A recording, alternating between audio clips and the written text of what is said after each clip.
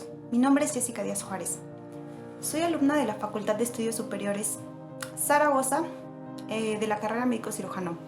El día de hoy, junto con mi compañera Katia Espejel Gómez, les vamos a presentar el tema de equilibrio ácido-base.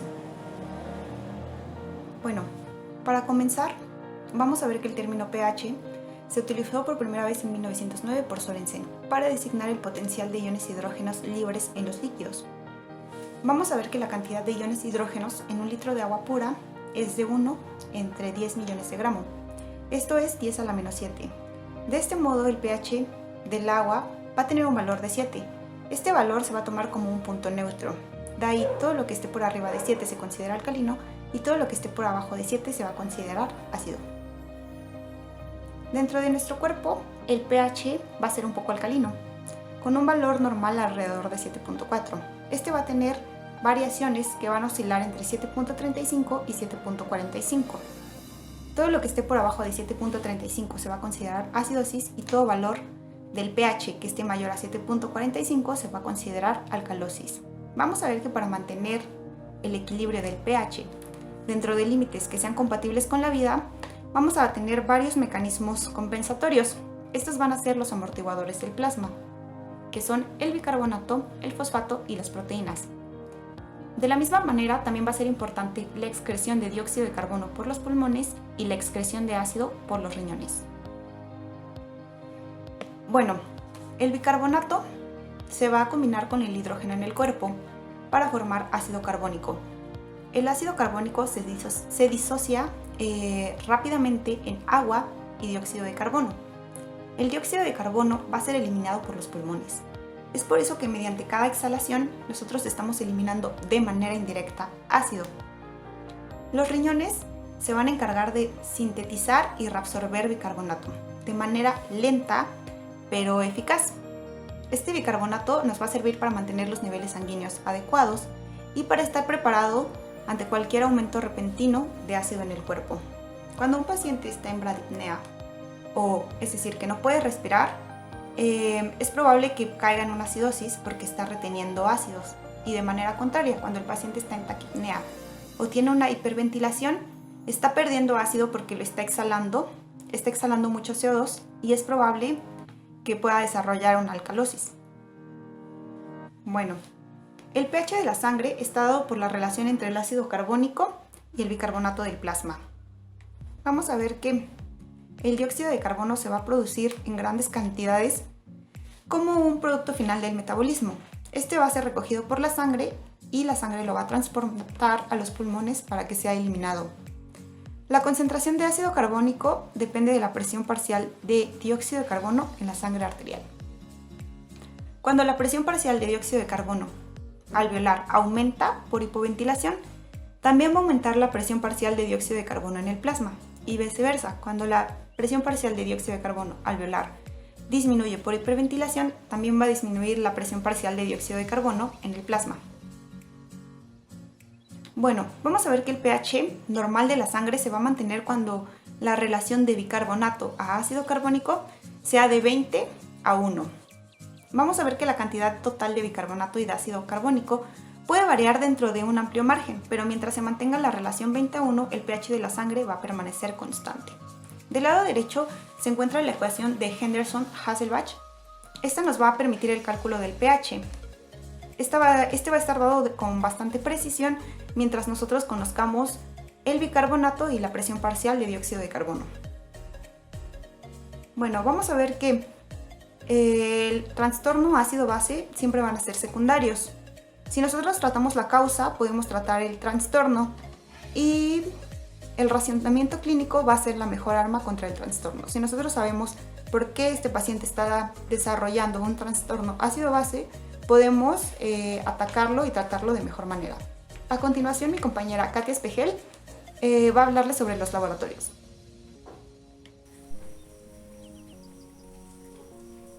Me llamo Katia, vamos a hablar de los laboratorios. Vamos a tener que la gasometría va a ser nuestro estudio principal debido a que el pH nos va a poder determinar el grado de acidez, la concentración de dióxido de carbono va a ser el componente respiratorio en esta ecuación, el bicarbonato va a ser el componente metabólico y el cloruro nos va a poder permitir clasificar a la acidosis en normoclorémica o hiperclorémica, como lo veremos un poco más adelante. También vamos a tener el exceso de base, que nos lo va a dar la gasometría y va a ser la capacidad amortiguadora aportada por el bicarbonato y los eritrocitos. Les puse esta tablita que explica muy bien los trastornos que van a estar en la gasometría. Por ejemplo, en la acidosis metabólica va a haber una disminución del bicarbonato, una disminución del pH, una disminución de la presión de dióxido de carbono y un exceso de base disminuido. Por el contrario, por ejemplo, en la alcalosis metabólica va a haber un aumento del bicarbonato, un aumento del pH y un aumento de la presión de dióxido de carbono con un exceso de base aumentado. Vamos a tener los valores normales en esta diapositiva con un pH de 7.7 a 7.43, una presión de bicarbonato de dióxido de carbono de 40 más menos 2 milímetros de mercurio, de bicarbonato de 22 a 26 miliequivalentes sobre litro, un anion gap de 10 más menos 2 miliequivalentes, un sodio de 135 a 145 miliequivalentes sobre litro, un potasio de 3.5 a 4.5 miliequivalentes sobre litro y un cloro de 93 a 107 miliequivalentes sobre litro. Esta imagen nos representa el anion gap, que va a ser la diferencia entre los cationes y los aniones que están presentes en nuestros estudios de laboratorio. Vamos a tener como definición que va a ser la diferencia que existe entre los aniones y cationes más abundantes en el líquido extracelular. La fórmula para poder calcular este anion gap va a ser igual al sodio más el potasio menos el cloro más el bicarbonato. Las indicaciones va a ser en trastornos primarios de acidemia o acidosis de componente metabólico, en sospecha de intoxicaciones o estados de hipoperfusión. No se recomienda, sin embargo, en alcalemia o trastornos del componente respiratorio. Vamos a tener un rango de hasta 12 puntos, que va a ser lo normal, miliequivalentes sobre litros, y va a estar elevado en presencia de ácidos no medibles representados responsables del desequilibrio. Vamos a tener que va a estar elevado principalmente cuando hay metanol, uremia, diabetes, cetoacidosis, paraldehído, isoniazida, hierro, lactato o etanol. El hecho de que sea normal no significa que no haya un desequilibrio, sin embargo va a ser, por ejemplo, una acidosis con un anion gap normal. Va a estar normal, por ejemplo, en alteraciones de tubo digestivo por debajo del píloro, en fístulas entéricas o biliares o pancreáticas, en diarreas profusas y en el hilio adinámico o en acidosis tubular renal. Y va a estar elevado en incremento excesivo de aniones orgánicos, que es resultado de una baja perfusión de los tejidos, con presencia de ácido láctico o de cetoacidosis diabética o intoxicaciones, que van a ser un trastorno principalmente grave en el paciente quirúrgico. Ahora vamos a hablar de la administración de bicarbonato de sodio. El bicarbonato de sodio va a estar presente en ampolletas de 20 mililitros en una concentración de 8.4%. Vamos a tener aquí una relación mililitro con milimol. Esto va a ser importante más adelante para el cálculo del bicarbonato y de las ampolletas, en donde un mililitro va a ser relacionado a un milimol.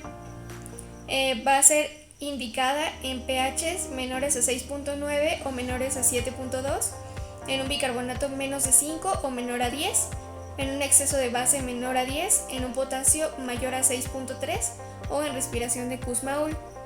No encontré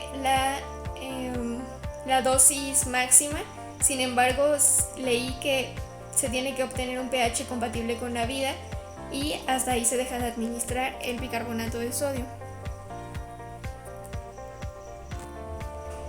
Ahora vamos a aprender a calcular el déficit de base. Este va a ser con la siguiente fórmula: el exceso de base o déficit de base por 0.3 por peso, y el resultado va a ser en mililitros. Ok, entonces vamos a tener que, por ejemplo, aquí les puse una gasometría donde viene el exceso de base arterial y viene con menos 20.7. Basados en esta gasometría, lo que hice fue ponerles un ejercicio. Ok, entonces vamos a tener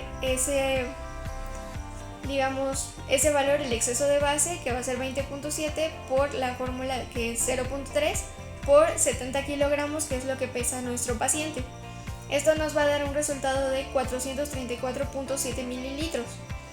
Como ya les había mencionado que un mililitro es igual a un milimol, lo que se va a hacer es dividir entre 20 para sacar el número de ampolletas. ¿Por qué? Porque la ampolleta, recordemos que tenía 20 mililitros. Entonces, al dividir nuestro resultado en mililitros entre 20 mililitros que tenía nuestra ampolleta, nos va a salir el número que necesitamos. Entonces, nos salió un resultado de 21.735 ampolletas. Ahora, el resultado de nuestro exceso de base o déficit de base lo vamos a poder dividir entre 2 o 3. Cuando lo dividimos entre 2, la primera dosis se va a administrar en bolo y la siguiente se va a administrar 6 horas después. Y después se va a hacer una gasometría de control para ver si nuestro paciente ya está estable.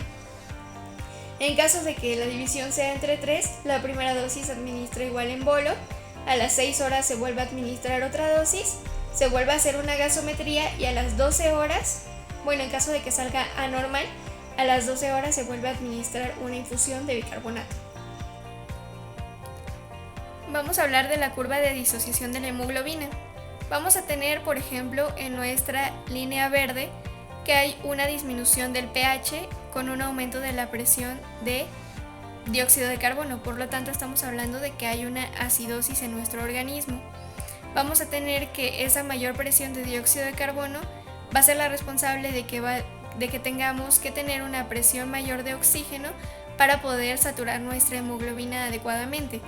Sin embargo, cuando hay una alcalosis, por ejemplo, de tipo respiratorio, vamos a ver que hay un aumento de pH con una disminución del dióxido de carbono. Por lo tanto, vamos a tener que necesitar una presión menor de oxígeno para poder saturar nuestra hemoglobina adecuadamente. Ahora vamos a hablar de acidosis respiratoria. La acidosis respiratoria, o también llamada hipercapnia, se va a deber a la acumulación de dióxido de carbono y de ácido carbónico en el cuerpo. Esta se va a presentar en dos situaciones. 1. Cuando el paciente respira aire con dióxido de carbono arriba de lo normal, o cuando existe una lesión pulmonar o del sistema nervioso central que va a interferir con la respiración y por lo tanto con la eliminación de dióxido de carbono. Vamos a ver que en este trastorno del equilibrio ácido-base se va a aumentar la concentración de ácido carbónico y por lo tanto se va a producir un descenso en el pH sanguíneo. Cuando el pH desciende, se van a activar los mecanismos compensatorios. Estos van a ser los amortiguadores de la sangre que van a reaccionar con el ácido carbónico produciendo sales. Los riñones van a aumentar su secreción y excreción de hidrógenos y se va a estimular la formación de amonio y la excreción del mismo. El bicarbonato se va a retener y se van a eliminar las iones cloro. Vamos a ver que la acidosis causa la movilización de hidrógeno y de sodio al espacio intracelular y también va a causar la movilización de potasio al espacio extracelular y el aumento del mismo. Esto puede provocar hiperpotasemia. Las manifestaciones clínicas de este trastorno de forma aguda, que pueden aparecer en el transoperatorio y en el posoperatorio, van a ser aparición de signos electrocardiográficos compatibles con hiperpotasemia, por lo que les acabo de mencionar, la fibrilación ventricular. También la guía de práctica clínica nos menciona que el paciente puede estar en confusión, en coma, que puede sufrir convulsiones, puede tener alteraciones del ritmo cardíaco, puede presentar hipotensión arterial y cefalea. En el laboratorio o en la gasometría, ¿qué es lo que vamos a encontrar? Vamos a encontrar que va a haber una caída del pH menor de 7, que la presión parcial de dióxido de carbono va a estar mayor de 46, que el dióxido de carbono va a estar mayor a 28 milimoles por litro y el bicarbonato puede estar normal cuando todavía no se han activado los mecanismos compensatorios. Bueno, ¿cuál sería el tratamiento de la acidosis respiratoria? Vamos a ver que en el paciente quirúrgico no va a haber tiempo de esperar la confirmación con una gasometría. Esta se tiene que sospechar, por lo tanto. El tratamiento va a ser la permeabilización de las vías respiratorias. Se puede intubar el paciente, se puede ocupar la broncoscopía, la respiración asistida o incluso la traqueostomía de urgencias. También se puede ocupar uso de amortiguadores como lactato, pero no se recomiendan. Ahora vamos a hablar de alcalosis respiratoria. Bueno, la alcalosis respiratoria va a ser el resultado de la hiperventilación, ya que esta va a disminuir la presión parcial de dióxido de carbono en el aire alveolar. Este es el trastorno menos frecuente del equilibrio ácido-base. Vamos a ver que la hiperventilación, como ya se había comentado anteriormente, va a lavar grandes cantidades de dióxido de carbono. Y esto va a hacer que la ecuación se modifique, ocasionando una elevación del pH.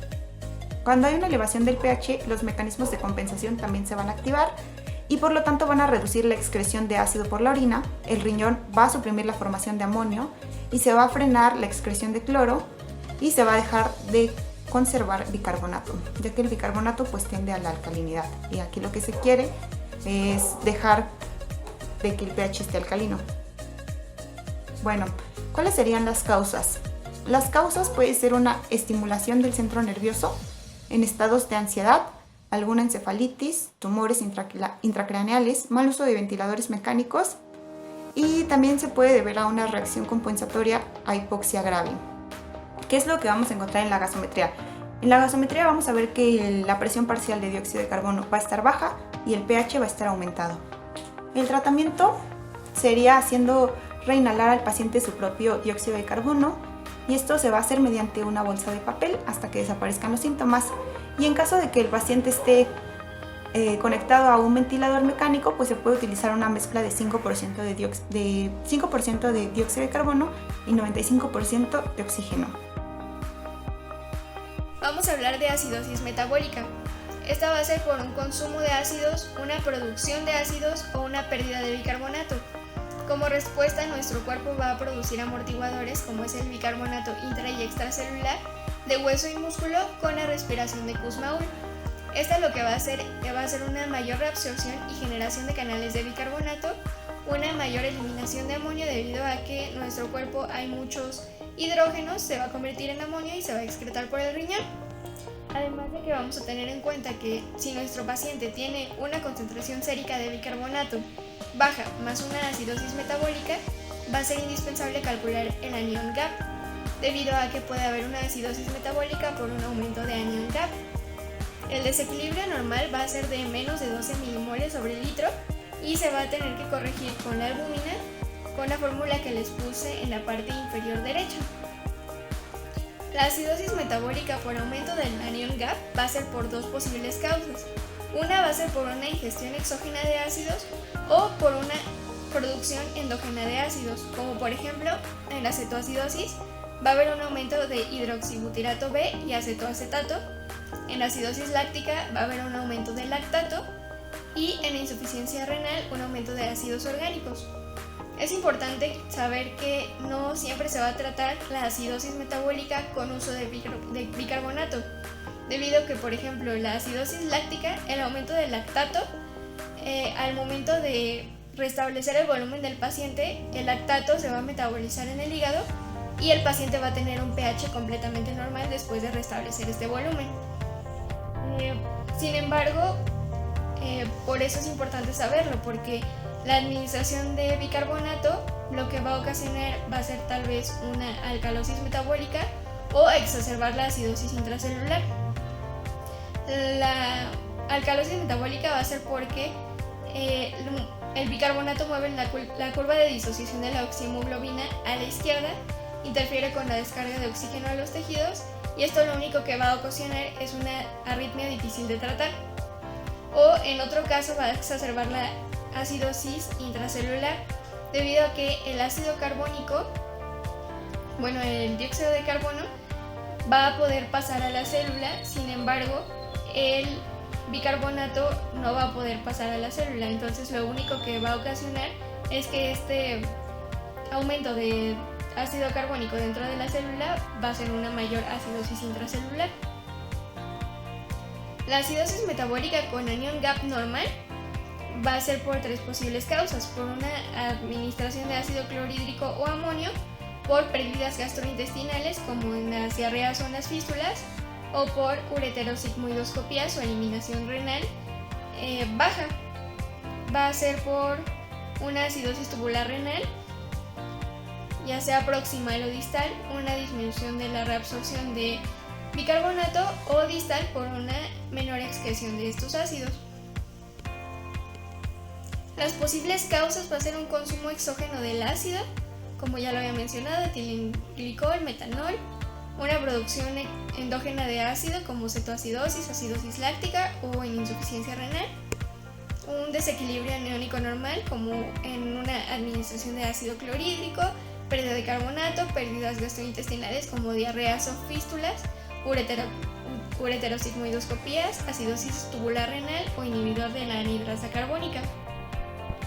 Vamos a tener en la guía de práctica clínica que el cuadro clínico de esta patología va a ser anorexia, fatiga, deshidratación, confusión, letargia, estupor, coma, taquicardia, hipotensión arterial sistémica, taquipnea, disnea, fatiga de músculos respiratorios y respiración de Kussmaul. El tratamiento con bicarbonato únicamente está indicado en la acidosis metabólica con anión GAP normal, durante el tratamiento de hipercalemia, intoxicaciones por antidepresivos tricíclicos como el metanol o el etilenglicol, envenenamiento agudo por salicilatos, en niños y en adolescentes con diabetes mellitus, con acidosis metabólica con pH menor de 6.9, con contractibilidad miocárdica disminuida y la vasodilatación periférica causadas por la acidosis, pueden empeorar la perfusión tisular en pacientes con hipercalemia severa. El tratamiento también va a ser para paro cardíaco que no responde a ventilación y maniobras de compresión torácico combinadas con adrenalina y reposición de volúmenes sanguíneos. En caso de que haya una falla renal, se va a tener que hacer una terapia de reemplazo continua o intermitente. Vamos a hablar de alcalosis metabólica. Esta va a ser causada por un incremento de la producción de bicarbonato o un deterioro de la excreción renal de este. Vamos a tener una pérdida de ácidos fijos y una ganancia de bicarbonato que empeora con la disminución de potasio. ¿Por qué? Porque los iones van a pasar al líquido extracelular para tratar de compensar el exceso de bicarbonato que hay en sangre, mientras que el potasio va a pasar a la matriz intracelular para poder ser intercambiada por los iones de hidrógeno que están saliendo. Como causas vamos a tener una alcalosis hipoclorémica, esto por estenosis pilórica en niños, una úlcera duodenal en adultos o una pérdida aislada de ácido clorhídrico. A diferencia del vómito con píloro abierto, va a haber pérdidas intestinales, pancreáticas, gástricas y biliares. Como compensación vamos a tener una concentración urinaria de bicarbonato alta, una excreción de potasio y una hipopotasemia que aumenta la excreción de hidrógenos, y esto va a ocasionar una aciduria paradójica. Vamos a tener las causas, que va a ser pérdida de cloruro, exceso de mineralocorticoides, disminución intensa de potasio, una pérdida de secreciones gástricas, diuréticos, administración excesiva de álcalis, acetato en nutrición parenteral, citrato en transfusiones sanguíneas, antiácidos, bicarbonato, síndrome de leche y álcalis, disminución de la filtración glomerular, incremento de la reabsorción de bicarbonato, etc. En la guía de práctica clínica vamos a ver que nuestro cuadro clínico va a ser apatía, vómito, bulimia, confusión, arritmias cardíacas, hiperreflexia, clonus, convulsiones e incluso hiporreflexia. El tratamiento de la alcalosis metabólica va a tener que ser dirigido a la patología de base y se van a tener que restituir el déficit de volumen con solución salina isotónica y potasio una vez que se asegura la diuresis adecuada. Ahora, para que quede más claro el tema, vamos a realizar algunos ejercicios de ácido base. Bueno, el primer caso se trata de un paciente masculino de 70 años con historia de POC. Se va a presentar a urgencias con marcada disnea y empeoramiento de la clase funcional. Al realizar la gasometría se encuentra que tiene un pH de 7.24, una presión parcial de dióxido de carbono de 60 milímetros de mercurio, una presión parcial de oxígeno de 52 milímetros de mercurio y un bicarbonato de 27 miliequivalentes por litro. Vamos a ver que del lado izquierdo, encerrado en puntitos, pues vamos a tener los valores normales. El pH va de 7.35 a 7.45. La presión parcial de dióxido de carbono va de 35 a 45 milímetros de mercurio y el bicarbonato va de 22 a 26 miliequivalentes por litro. Estos valores pueden variar dependiendo qué bibliografía consulten, pero pues en general esos son como los más comunes y los que se utilizan más frecuentemente. Bueno, vamos a ver que el pH del paciente es de 7.24. Comparándolo con los valores normales, pues este se encuentra bajo, es decir, que nuestro paciente está en acidosis. La presión parcial de dióxido de carbono, que nos habla del componente respiratorio, se encuentra aumentada y el bicarbonato también se encuentra aumentado por 1 mili equivalente, pero esto puede ser porque está compensando. Entonces, ¿qué trastorno del equilibrio ácido-base tendría nuestro paciente? Pues sería una acidosis respiratoria.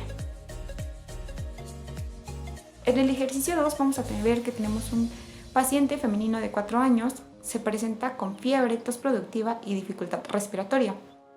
El esquema de inmunización está incompleto. Se le solicita una radiografía de tórax encontrándose condensación basal derecha.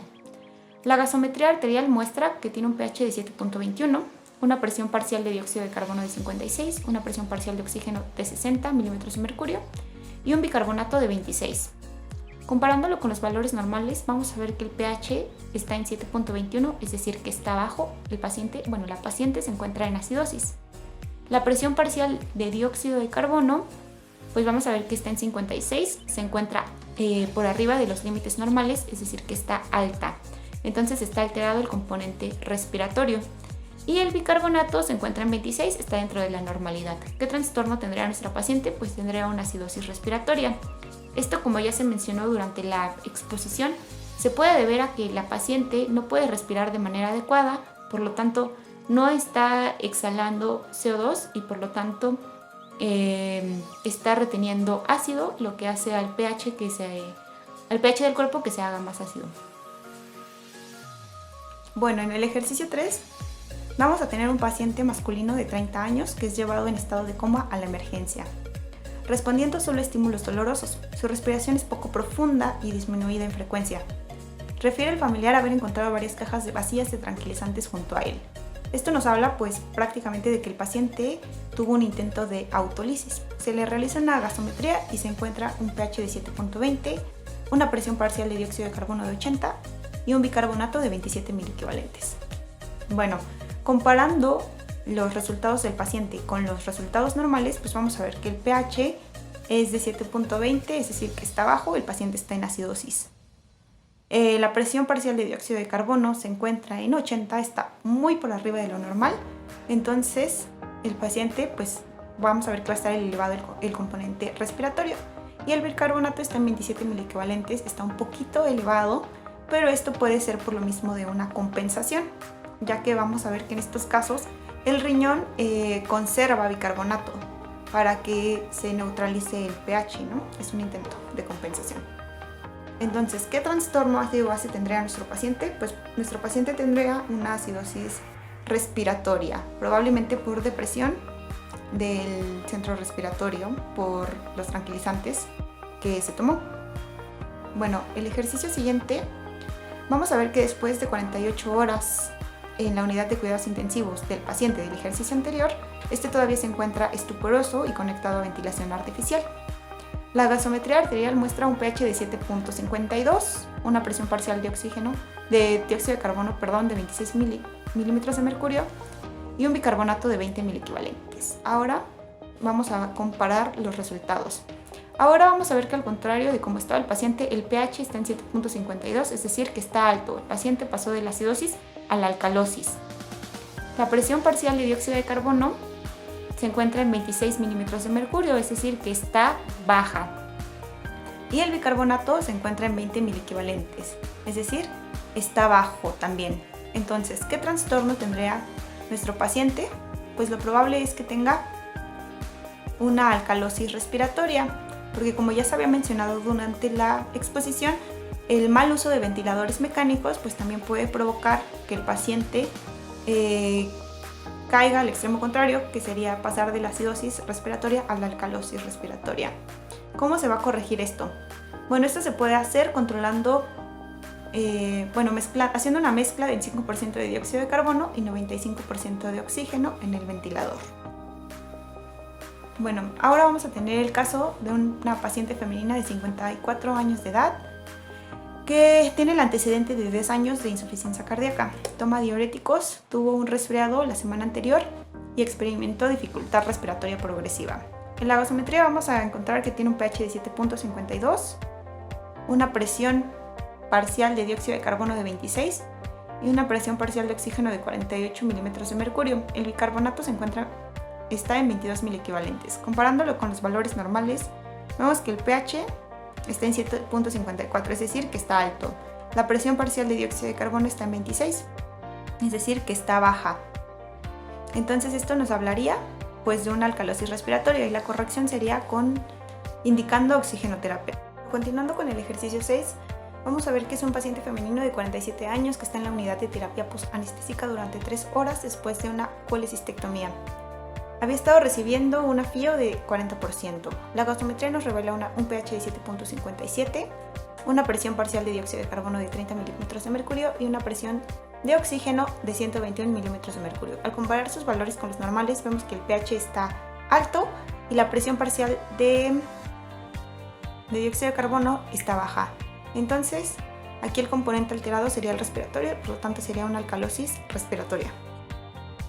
En el ejercicio 7, pues vamos a ver que es un paciente masculino de 50 años, diabético de larga evolución, que llega a la emergencia con estado de deshidratación, respiración profunda, frecuencia respiratoria aumentada y aliento cetónico. Al examen clínico va a ser apreciable. La gasometría arterial muestra un pH de 7.10, una presión parcial de dióxido de carbono de 20 y un bicarbonato de 5. Comparando sus valores, pues vamos a ver que el pH está muy bajo, es decir, que está en acidosis, que la presión parcial de dióxido de carbono también está baja y que el bicarbonato está muy bajo, en 5 miliequivalentes. Entonces, ¿qué trastorno ácido-base tendría nuestro paciente? Pues tendría una acidosis metabólica. Aquí quizá puedan entrar en confusión porque ambos valores están alterados, tanto el componente metabólico como el componente respiratorio. Sin embargo, algo que puede ser útil para aprender a diferenciar cuándo un trastorno va a ser metabólico y cuándo va a ser metabólico es que cuando el pH y la presión parcial de dióxido de carbono están aumentadas o disminuidas hacia la misma dirección, pues el trastorno va a ser metabólico. Es decir, en este caso está el pH bajo y también la presión parcial de oxígeno está baja, entonces sería una acidosis metabólica. En caso de que fuera un pH bajo y una presión parcial de dióxido de carbono aumentada, pues nos hablaría de una acidosis respiratoria, porque en el componente respiratorio el pH y la presión parcial de oxígeno van a estar en diferentes direcciones.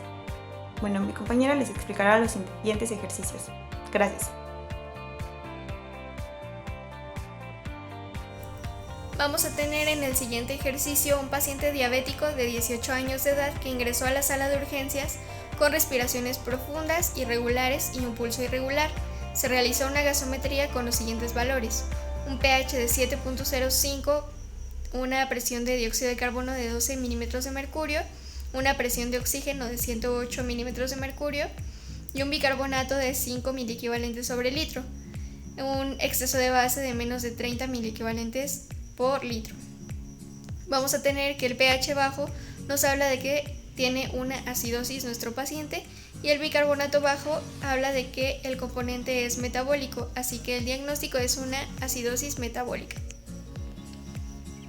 A dicho paciente se le administró de forma inmediata insulina por vía intravenosa.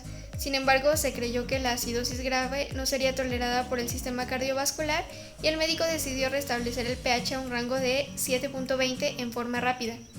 Vamos a tener un ejercicio como el que les presenté anteriormente, en donde la mujer va a tener 48 kilogramos, un exceso de base de menos de 30 miliequivalentes sobre litro y por lo tanto vamos a tener que calcular el exceso de base o el déficit de base, que es lo mismo. Vamos a tener la fórmula donde vamos a tener 30, que es el exceso de base, por 0.3 por el peso de nuestra paciente, que era de 48. Como resultado vamos a tener que el déficit de bicarbonato en este caso va a ser de 432 mililitros. Entonces la cantidad que se le tiene que administrar a nuestra paciente va a ser 432 mililitros.